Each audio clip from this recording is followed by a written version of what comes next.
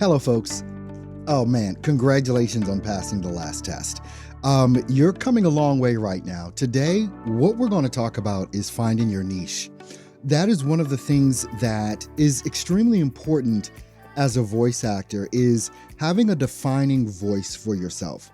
So many voice actors, especially in the beginning of their careers, look at basically trying to do all things, trying to do everything. Now, let me just say, at the beginning of your career, that's not a very bad idea because you have to discover your voice. If you've been following me for any length of time, one of the things that you've heard me say consistently is that the market will tell you what it is that they want from you based on what they hire you to do. And it's something that you want to pay attention to. If you're doing email marketing, if you're on one of the pay-to-plays, if you're on a freelance site like a Fiverr or something like that, you want to pay attention to what you're actually getting hired to do. And when you focus in on that, you can kind of determine that you've got a specific voice for this specific type of thing. But there's something else behind that about discovering your niche. What is it that you actually want to do? When people work with me with one-on-one coaching at my highest level, the only thing that matters to me is what you want to do. And what I mean by that is, what's the genre you want to go after? Now, if you've been doing voiceover for a while, let's just say 2, 3, 4, 5 years, and you've been getting work, maybe in many different types of genres, but you're seeing that there's one specifically that you're getting work in, it may not be what brings you the most joy. Let me just say that right up front. That may not be what brings you the most joy, but don't let that bother you. Because what I firmly believe is that you can do whatever it is that you want to do. It may require you to get some more training in that specific type of genre. Pay a coach to help coach you through the different reads that you're going to have to do. But if you're going to be doing something like voiceover or anything in your life, the way that I look at things is, if you're not doing what you absolutely love, your life is going to be miserable.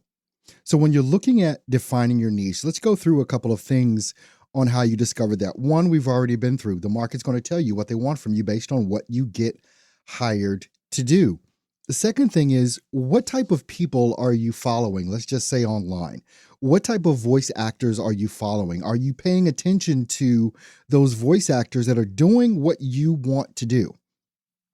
Are you in communication with those voice actors that are doing what you want to do?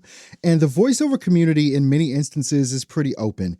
People in general, I can't say across the board, people in general are glad to talk to you about what it is that they do. They're glad to give you some leads as far as help, as far as where you can go to get some help in this particular thing if they're not a coach themselves. But pay attention to the people that are already doing what you're looking to do, because then you have something to aspire to. One, you know that it's possible, right? If one person is doing it, it means that you can do it as well. So never lose sight of that. A lot of people lose confidence because they don't have the tenacity and patience to go after what they want, the tenacity to just go all in and just try and do this thing, and the patience to allow it to work. And so that patience is going to come in many different forms. It's going to come in the form of, look, maybe you're not really good at this, even though you would love to do this. So you're going to need to get some help. You're going to need to find a coach. You're going to need to read some books. You're going to need to pay attention to the voice actors that are there already doing it. Listen to how they're doing it. Now, I'm not telling you to listen so that you can copy, because one of the things about your niche you really have to understand is that this is about the best of you that you bring to the table. It is not about trying to copy a style that someone else is doing, because if you do that, you're just an also-ran, and someone is already doing that, right? And they're successful at it. So you don't want to copy the style. You want to find your style within the niche that you're looking to get into, because that will be the defining factor of who it is that you are and what type of voiceover artist you are. And people that like that, they're going to gravitate towards you, especially if you do your promotions right, especially if you're marketing on things like Facebook and Instagram and doing different gigs like on Fiverr, doing email marketing to specific companies that hire that specific type of voice talent. When you're doing those things and you're running on all 8 cylinders, that's when things start to happen. But remember, there's got to be some patience involved in this because it is not going to happen overnight. So let's recap a little bit here. You've got to pay attention to what the market is already paying you to do. They're telling you what they like from you. Now, if that's not what you want to do, you've got to get some coaching and training behind how to do what it is that you want to do. And then lastly, you want to make sure that whatever the genre is, you're bringing your truth to it. You're bringing your style to it. You're not copying someone else's style. You are unique in this genre. So I hope all of this makes sense. There's probably some links right below this video that you might want to pay attention to.